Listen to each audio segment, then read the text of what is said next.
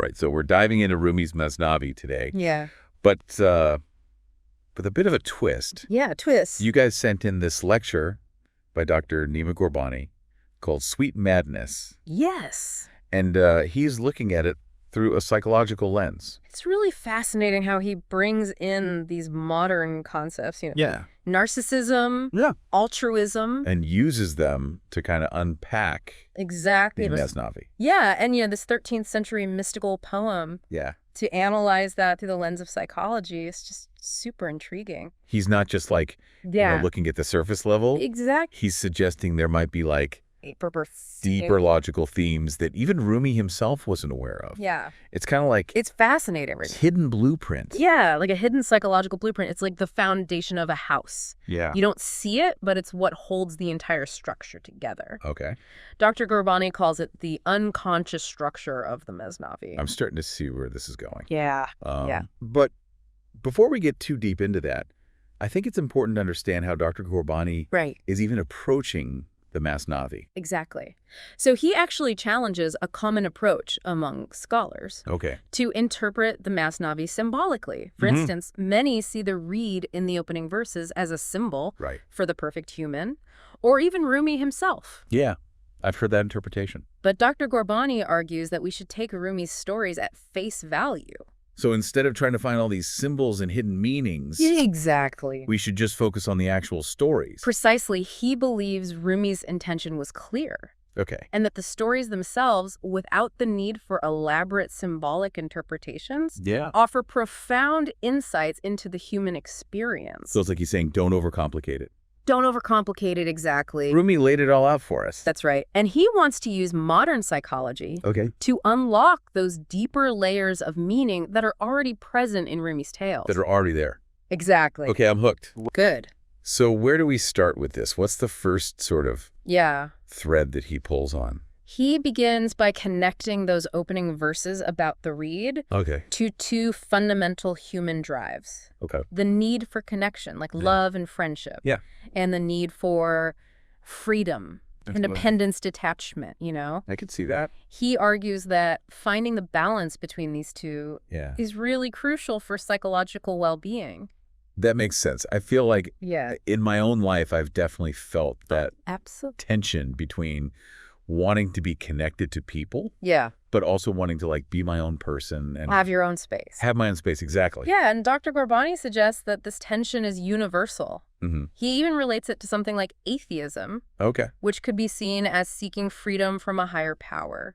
Contrasted with religious devotion, which seeks connection. With that same power. Yes, both are ultimately driven by these fundamental human needs. So it's like they're two sides of the same coin. Exactly. It's a spectrum. Yeah. And where we fall on that spectrum can really impact our experiences. So where does love fit into all of this? That's where things get really interesting. Dr. Qurbanī describes love as an incredibly powerful experience, even overwhelming at times.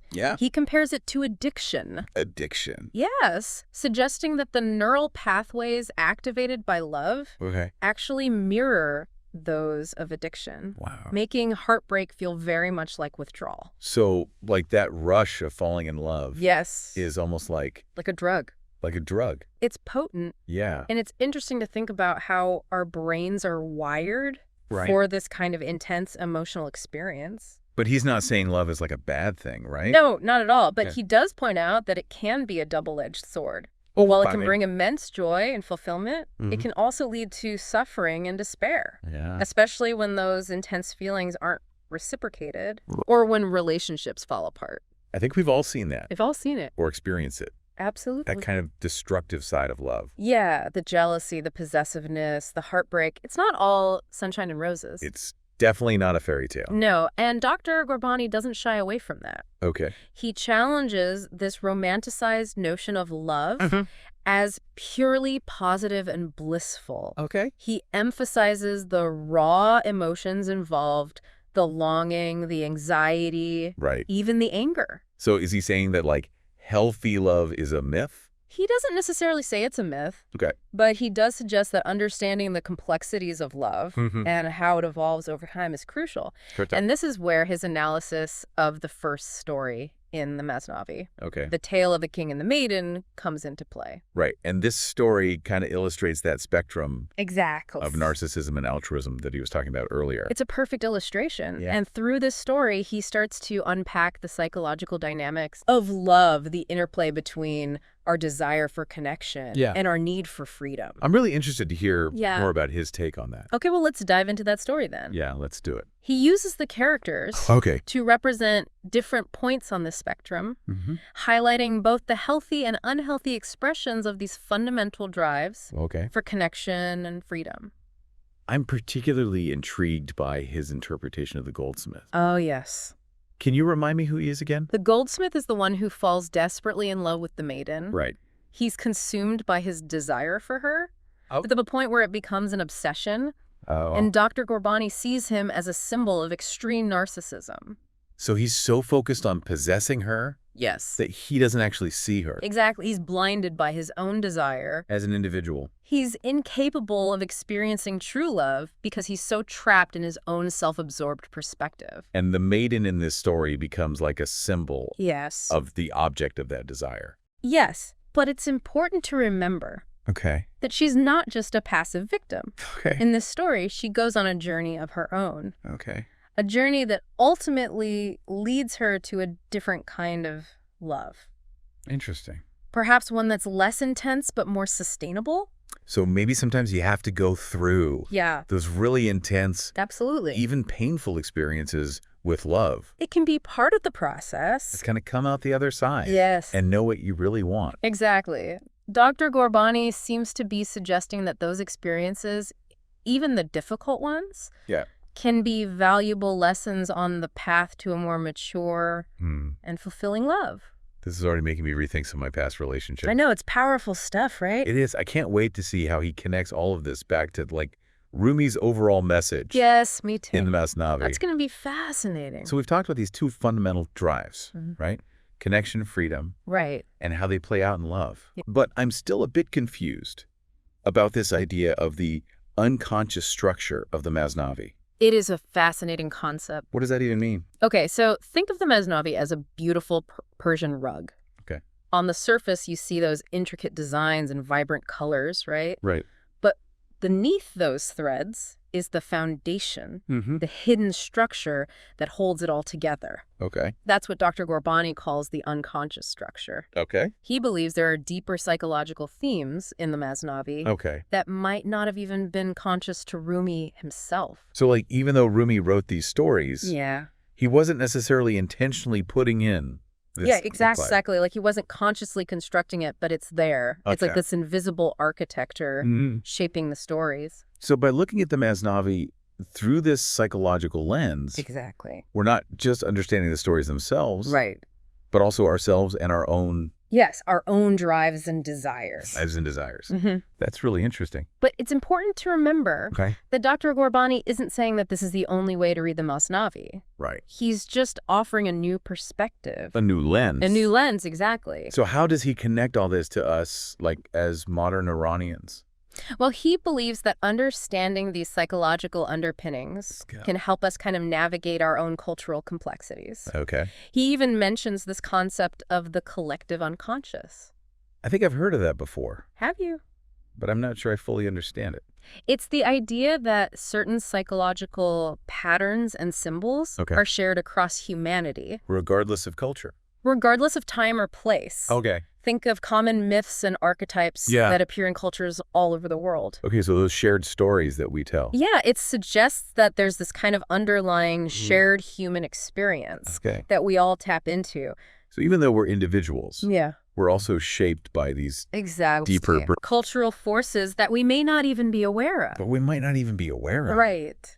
That's pretty wild. It's fascinating, and he connects this back to those two drives. Okay, connection and freedom. Connection and freedom, exactly.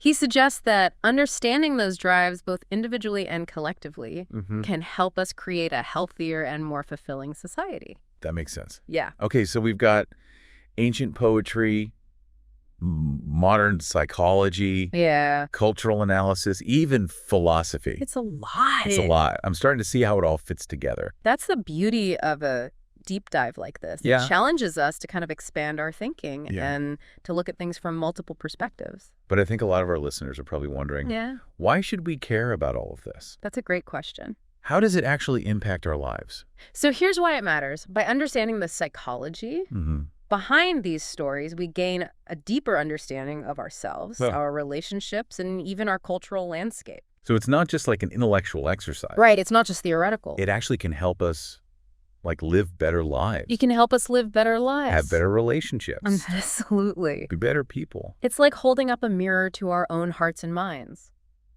I love that. But with the added wisdom of centuries of human experience reflected back at us. It's like Rumi is giving us this roadmap. Yes, a roadmap. We're navigating life. Exactly. But as you said before, it's not about easy answers or quick fixes. No, absolutely not. Right. This roadmap is about embracing the journey, the ups and downs. The challenges. The triumphs that come with being human. It's about recognizing those universal drives within us. Exactly. For connection, for freedom, for love. Yes, and finding a way to balance them in a way that brings meaning and fulfillment to our lives. And Dr. Qur'bani doesn't shy away from the difficult stuff. No, he doesn't sugarcoat it. He talks about the painful side of love. Yes. The struggles of addiction. Right. The complexities of narcissism. He lays it all out there. Yeah. Honestly and compassionately. He does. Inviting us to confront the full spectrum of human emotions and experiences. I like that about him. He's very honest. Yes, very honest. And it's refreshing. He's even open about the difficulties he's faced in his own practice. As a therapist? As a therapist, yes. What do you mean? Well, he talks about how many of his treatments have actually failed. Wow. So he's admitting that even he doesn't have all the answers. Right. He's being very humble and acknowledging that there are limits to what therapy can achieve. But that makes him seem more trustworthy. Absolutely it does. Right. Because he's not claiming to be some kind of guru right. who has all the answers. He's just a guy who's trying to help people. And it also, I think, reinforces the importance of seeking professional help. When you need it. When you need it. Yeah. Because sometimes we need that support. We can't do it all on our own. That reminds me of something else Dr. Qur'bani talks about. What's that? The challenges of self-knowledge. Oh, yeah. He says that we often have these blind spots when it comes to understanding our own motivations and desires. It's like something being right in front of us, but we just can't see it. Yeah, and that's where therapy can be so helpful. Exactly. Or even engaging with works like the Masnavi. Right, they can help illuminate those hidden parts of ourselves. Those unconscious patterns. The unconscious patterns that are shaping our thoughts, our feelings, our behaviors. It's like having someone hold up a mirror to your soul. I love that image. And say, this is who you are. Yeah. This is what's driving you. Yeah. And it's okay. It's okay. I can work with this. We can work with it, exactly. That's a powerful message. It's a powerful step towards healing and growth. So for those listening who are maybe feeling a little overwhelmed right now, what advice would you give them? I would say don't get too caught up in the technical details. Okay. Or try to overanalyze everything. Okay. Just let the stories wash over you and notice what resonates with you. Okay. What sparks your curiosity. Yeah. What makes you think differently about your own life. What emotions come up. Yes. Trust your instincts. I think sometimes we get so caught up in trying to figure it all out. That we forget to just experience it. Exactly. We forget to feel.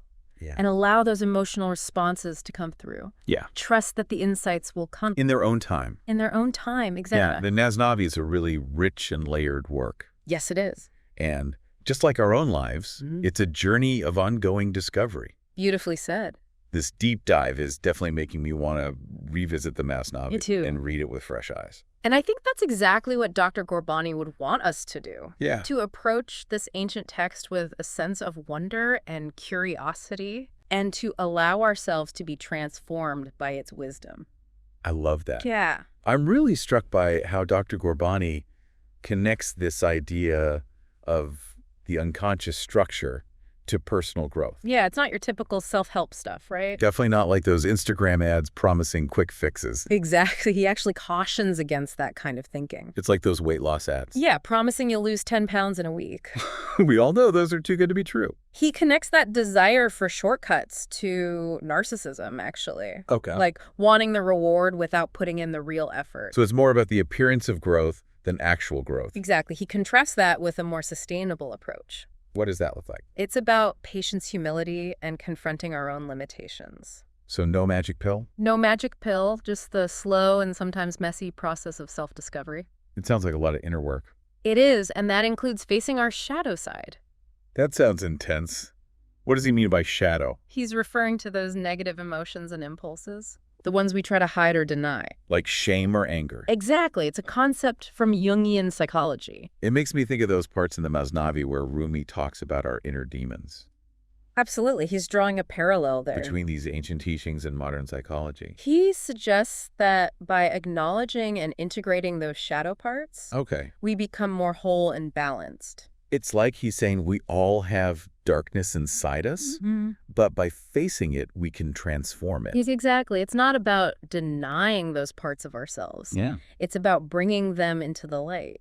So our imperfections don't define us. Right. They're just part of what makes us human. And by embracing that wholeness, we can connect more authentically with others. Exactly. That idea of connection keeps coming up. Yeah, it seems central to Dr. Qurbanī's interpretation. And he links it directly to empathy. Okay. Stepping outside of our own self-absorbed perspectives. To see things from other people's point of view. Yes, cultivating compassion and understanding. And he's not just talking about individual relationships, right? Right. He takes it further, connecting it to the collective unconscious. Wow. Recognizing our shared humanity to create a more compassionate society. So it's about understanding that we're all connected? Yes, we're part of something larger than ourselves. And by acknowledging that we can start to heal those divisions between us. That's the goal, right? Yeah, to create a more just and equitable world. It's a powerful vision. It makes me think about how these ideas from the Masnavi could help us address some of the challenges we're facing today. Absolutely. It's a timeless message. This deep dive has given me so much to think about. Me too. It's like we've been given a new set of lenses. To see ourselves and the world. Dr. Qurbanī has done a brilliant job. He really has blending ancient wisdom with modern insights. And he makes it so engaging, too. Yeah, with humor and personal stories. It's a really special lecture. So as we wrap up this deep dive, what's the one thing you hope our listeners take away? I think it's the reminder that the journey to a fulfilling life is ongoing. It's not about reaching some perfect state. Right. It's about embracing the messiness of it all. The good and the bad. Exactly. And remembering that we're not alone on this journey. Rumi's stories offer us guidance. Centuries later. And Dr. Qurbanī helps us connect those teachings to our lives today. He's shown us how to use the Masnavi as a tool for growth and connection. It's truly a gift. It is. To our listeners, if you're feeling inspired, check out Dr. Qurbanī's lecture. Explore the world of Rumi. You might be surprised by what you discover. Until next time, keep diving deep.